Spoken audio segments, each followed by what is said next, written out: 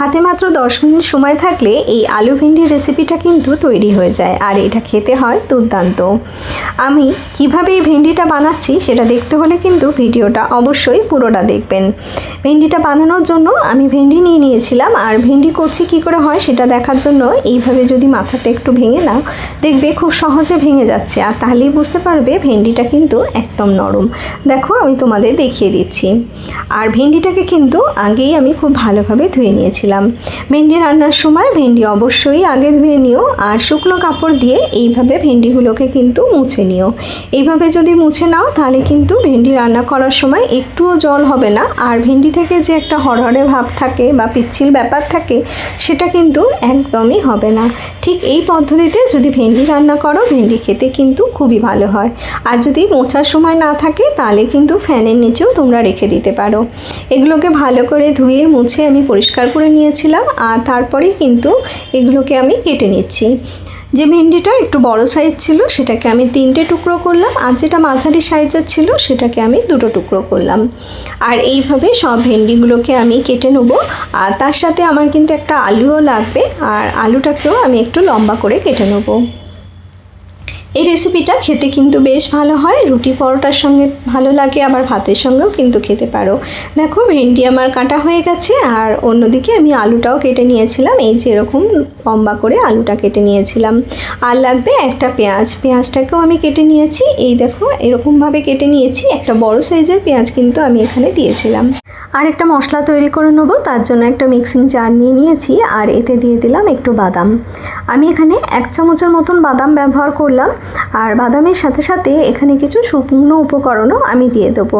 প্রথমেই দিয়ে দেবো এখানে ছোটো চামচের 1 চামচ আমি ধনে গুঁড়ো দেবো, আর দেবো হলুদ গুঁড়ো। হলুদ গুঁড়োর সাথে সাথে দেবো এখানে কাশ্মীরি লঙ্কার গুঁড়ো ছোটো চামচের 1 চামচ, আর এখানে আপনারা দিয়ে দিতে পারেন শুকনো লঙ্কার গুঁড়ো 1/2 চামচ।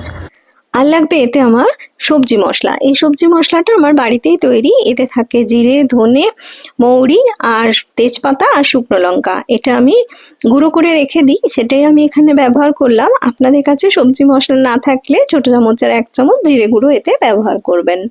আর এই সব উপকরণগুলো দিয়ে আমি শুকনো অবস্থায় গুঁড়ো করে রেখে দেবো। আর অন্যদিকে দেখো কড়া বসিয়ে দিয়েছিলাম। কড়াটা ভালো করে গরম হওয়ার পর এতে আমি তেল দিয়ে দিয়েছিলাম।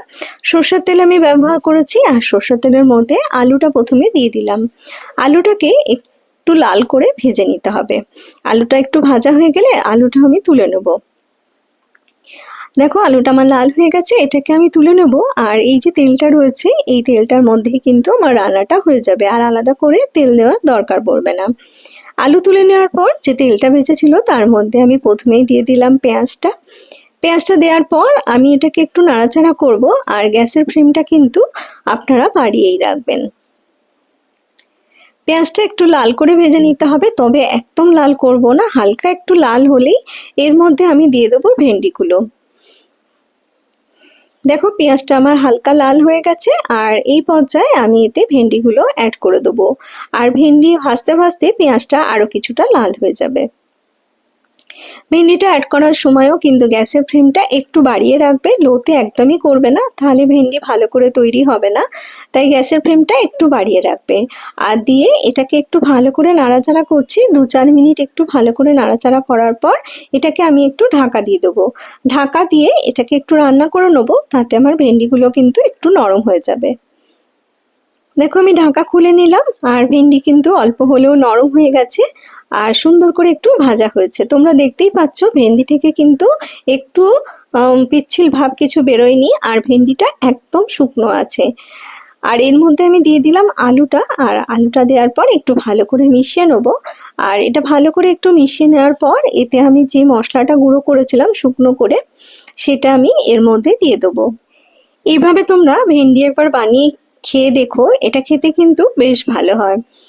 গরমকালে তো আলু, ভেন্ডি এগুলোই আমরা বেশি খেয়ে থাকি, কারণ এটাই বেশি পাওয়া যায়। আর এই সবজিগুলোকে যদি একটু অন্যরকম ভাবে বানাই তাহলে খেতে কিন্তু বেশ ভালো হয়। আমি এর মধ্যে যে মশলাটা গুঁড়ো করেছিলাম সেটা পুরোটাই এর মধ্যে দিয়ে দিলাম। আর দেওয়ার পর এটাকে কিন্তু ভালো করে একটু আমি মিশিয়ে নেবো। আর তার সাথে সাথে আমি এই পর্যায়ে কিন্তু নুনটাও অ্যাড করে দিলাম। আর নুনটা অ্যাড করে দেওয়ার পর গ্যাসের ফ্লেমটা মিডিয়ামে রেখে এটাকে ভালো করে মিশিয়ে নেব। আর মিশিয়ে নেওয়ার পর কিন্তু এটাকে আমি আরেকটু ঢাকা দিয়ে দেবো, যাতে আলু যেটুকু সেদ্ধ হতে বাকি আছে সেটুকু যাতে ভালো করে সেদ্ধ হয়ে যায়। আর তার জন্যই আমি কিন্তু ঢাকা দিয়ে দেবো।